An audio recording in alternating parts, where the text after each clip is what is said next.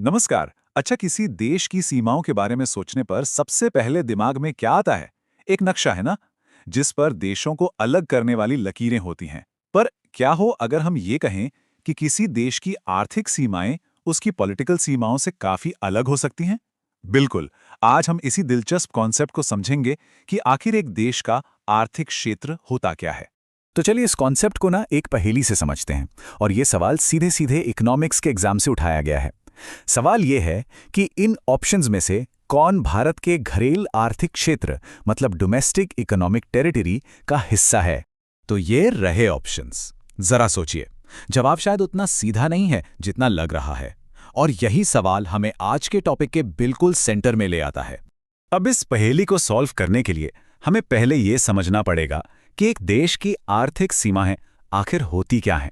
तो चलिए सबसे पहले उस आम सोच को तोड़ते हैं कि देश का मतलब सिर्फ नक्शे पर बनी लकीरें हैं। हम सब पॉलिटिकल बाउंड्रीज को तो जानते ही हैं, वही लकीरें जो नक्शे पर देशों को अलग करती हैं। लेकिन इकोनॉमिक्स एक अलग ही नजरिया देता है, जिसे कहते हैं आर्थिक क्षेत्र या इकोनॉमिक टेरिटरी। इसे ना एक तरह का अदृश्य बुलबुला समझ लीजिए, जिसके अंदर लोग, सामान और पैसा सब कुछ बिना किसी रोक टोक के घूम सकता है। और इसकी जो ऑफिशियल डेफिनेशन है वो यूनाइटेड नेशन से आती है। उसके मुताबिक ये वो ज्योग्राफिकल एरिया है जिसे कोई सरकार कंट्रोल करती है और जिसके अंदर लोग, सामान और कैपिटल फ्रीली सर्कुलेट कर सकते हैं, मतलब आ जा सकते हैं। तो अब जब हम डेफिनेशन समझ गए हैं, यहीं से असली मजा शुरू होता है। चलिए देखते हैं कि ये इकोनॉमिक टेरिटरी का जो बबल है, ये कैसे नक्शे की लकीरों को पार करके ज्योग्राफिकल बाउंड्रीज से भी बहुत आगे तक फैल सकता है। तो मतलब साफ है, असली खेल नक्शे की लकीरों का नहीं है बल्कि कंट्रोल का है। जिस सरकार का कंट्रोल, वही उस आर्थिक क्षेत्र को डिफाइन करती है। तो मेन सवाल बस एक ही है, क्या वो सरकार उस एरिया में लोगों, सामान और पैसे के फ्री फ्लो को कंट्रोल करती है। तो सवाल ये है कि ये कंट्रोल काम कैसे करता है।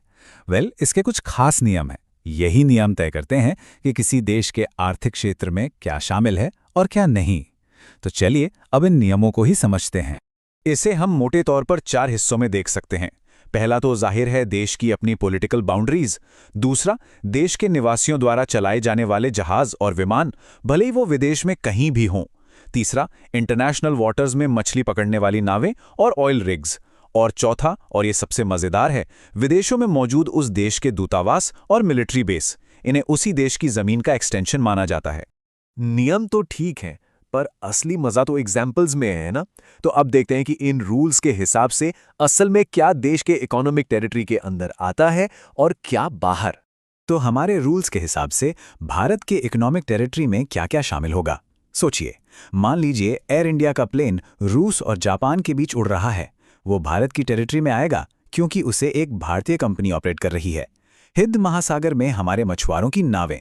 और हाँ, जैसा हमने कहा था, अमेरिका में जो भारतीय दूतावास है वो भी भारत के ही आर्थिक क्षेत्र का हिस्सा है।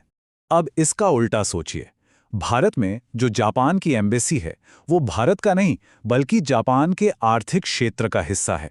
इसी तरह भारत में मौजूद यूएनओ या डब्ल्यूएचओ जैसे इंटरनेशनल ऑर्गेनाइजेशंस के ऑफिस किसी भी देश की डोमेस्टिक टेरिटरी में नहीं आते। वो एक तरह से इंटरनेशनल टेरिटरी का हिस्सा हैं। अब सवाल उठता है कि ये सब जानना इतना जरूरी क्यों है।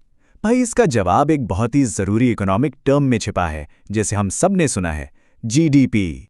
यहीं पर सारा कनेक्शन है, ग्रॉस डोमेस्टिक प्रोडक्ट। जरा इस नाम पर ध्यान दीजिए, डोमेस्टिक यानी घरेलू। यही शब्द पूरी कहानी बताता है।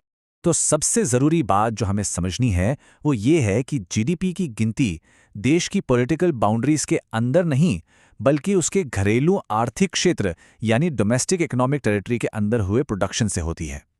ये एक छोटा सा लेकिन बहुत ही जरूरी फर्क है और इसे समझना ही जीडीपी को सही मायनों में समझना है।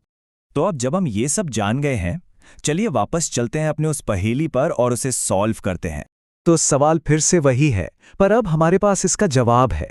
इनमें से कौन भारत के घरेलू आर्थिक क्षेत्र का हिस्सा है? क्या वो भारत में रूस की एम्बेसी है, या जापान में भारत की एम्बेसी, या फिर वो फ्रांसीसी जहाज, या भारत में अमेरिकी सेना का अड्डा?